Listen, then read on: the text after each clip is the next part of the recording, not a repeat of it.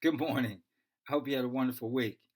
I can't believe already we've covered 6 weeks of sharing information that I truly hope and pray helps someone out there. If you missed our first 5 weeks, definitely please go back to YouTube and take a listen under Mark Smith, The Process. I think if you have missed it, you'll find it very revealing and very refreshing. So, okay, as we always do, let's take a recap of what we discussed last week. We know that in the midst of the storms, four relationships begin to form that are definitely bearing on our process of growth. Number one, the coach. Remember that the coach is the one that challenges us to make progress to an end goal. Number two, the mentor. That's the person I like to say has been there, done that, got the T-shirt, so to speak. They've experienced what we're going through, and they can kind of give us some words of wisdom to kind of help us get through part of the storm. Number three, the cheerleader. That was a person that believes in us, and they always encourage us no matter what. And finally, what I call, I think is most powerful, most important, is the friend. They keep our boots on the ground. The friend tells us like it is, out of love, and sometimes give us a tough talk when we need it. You know, we all in our minds want to feel that the actions we take or choices that we make will yield us to experiences of prosperity and growth throughout our process. I'm going to tell you a story. I can remember several times in my life when I was at the crossroads with decisions, and I knew that two sets of consequences once were going to occur once I made a choice. And Lord knows I've had to deal with some of the bad choices that were made.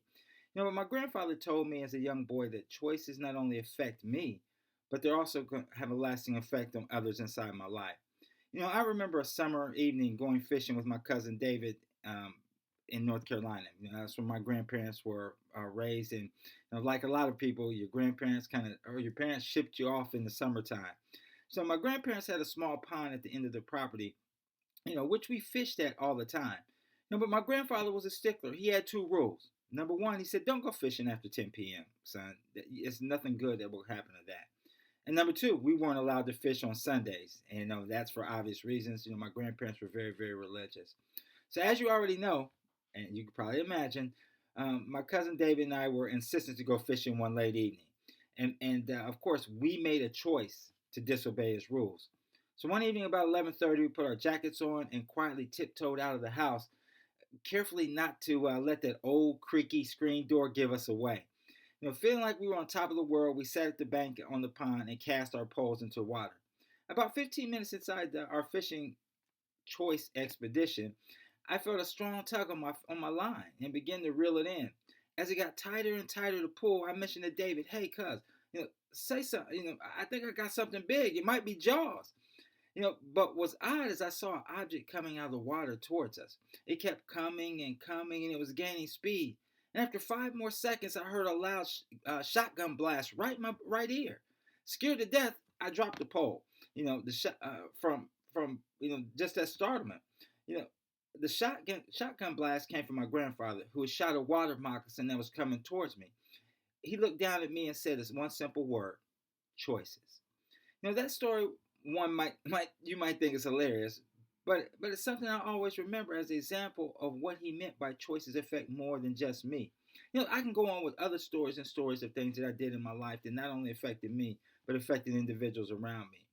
But what about the individuals who make choices that don't have a lifeline at the end? We all know those individuals whose choices have caused them harm or even death. So let me be clear with something before we move forward. I'm not talking at all about chances, because chances are faith believe and faith based. I'm talking about making choices that you know within your spirit, as we all have a spirit, that tell you that this isn't what you need to be doing in life, and it doesn't want you to go back to eventually have another storm. Dwight Eisenhower says something that I always recall as well. He said, "The history of a free man, mentally free, is never written by chance, but by choice, their choices." So let me close today with this week's thought for the week. Every one of us are the sum of the total of our own thoughts and choices. Here's where, you know, he is where he is in life because of the choices that he made, whether he wants to admit it or not. So next week, we're going to tackle the second element of what we talked about a couple weeks ago in our key discussion of our destiny: sacrifices. Now, I hope you have a wonderful week this week. Remember, your why is greater than your situation, which is part of your process. I'm Mark Smith. Talk to you midweek. Have a great week.